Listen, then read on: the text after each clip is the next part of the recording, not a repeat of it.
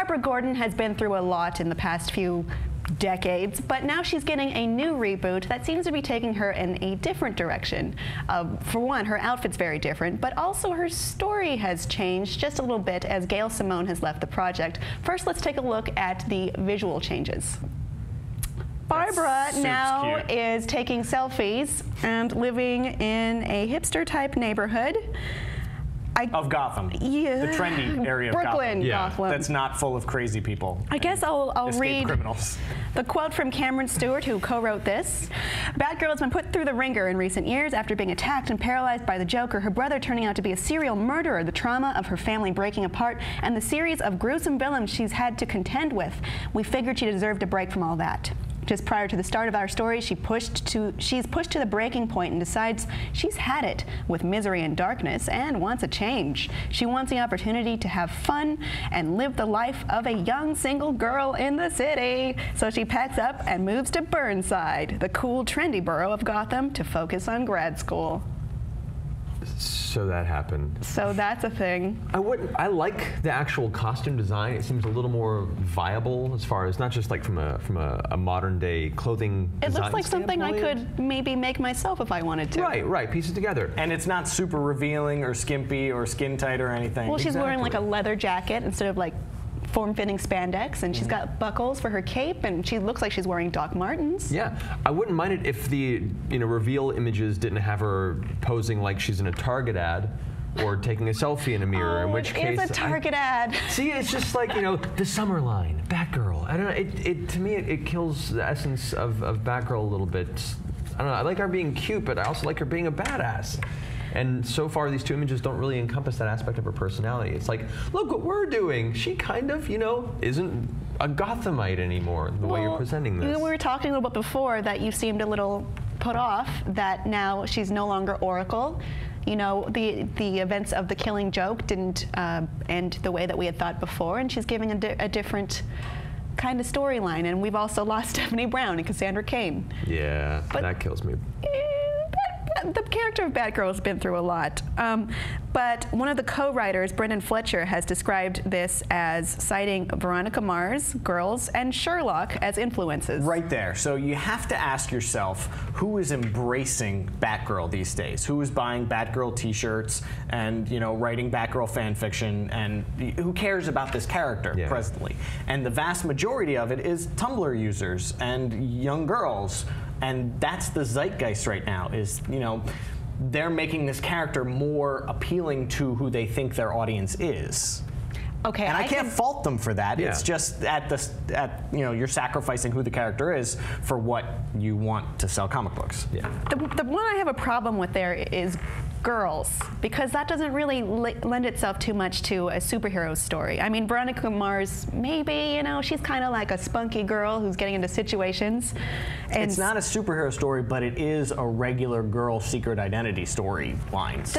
So maybe Barbara Gordon will have problems that the girls on girls have. I hope not. Yeah, they're but no, a little weird at times. It's a valid point though. Like I understand, having to tailor a character towards an audience that either they're trying to expand upon or even breach beyond the hardcore comic regulars, and I understand that aspect of it. But you don't want to do that at the sacrifice of your loyal fans who have been there the whole time at the same time. And I feel like a lot of this drastic change in both her personality, her focus in life, and her location, it might have that effect. I mean, like I said, this is just based on a paragraph, and usually those are so widely, awkwardly spoken about when it comes to marketing pieces, and press releases. So hopefully it doesn't sound quite as reality show-esque as it seems in this paragraph. So I guess we'll just have to wait and see. But like I said, I like the design. I'm a little iffy on the content, but we'll just have to see how it plays out. I guess. I mean, we don't have a choice. Gail Simone has been removed from, well, it's not clear if she left. She says she left citing creative differences, which I totally expect if this is the way they want to go. But it also seems like maybe she was kind of pushed out in favor of somebody new, young, fresh. She's also been tweeting that it looks like Barbara's trans roommate, I think it's pronounced Alicia, but it's spelled like Elysia. I've never heard it out loud. I'm sorry. Will no longer be a big part of the story either. So What do we think of that? Well, I mean, when you get a new writer, you sort of abandon the old storylines. And it was cool that Gail Simone had pushed for this, you know, new, edgy, transgender, not talked about a whole lot in comics, you know, character, storyline, you know, part of the Batgirl mythos.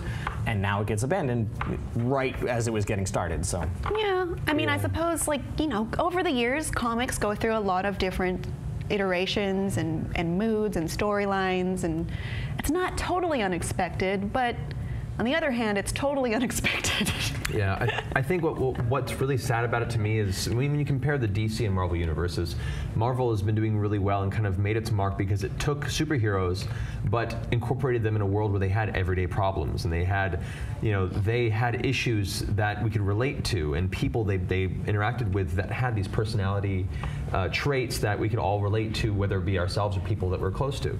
I feel that in backing out of something like that, which isn't well touched in comics, and taking those risks of being able to step into a real world type circumstance and really kind of spearhead that type of a storyline or a persona in a story, it seems too safe and pulls DC back into kind of the problem they put themselves into of being the too safe comic that's just about mythological beings and not going into the deep portions of it.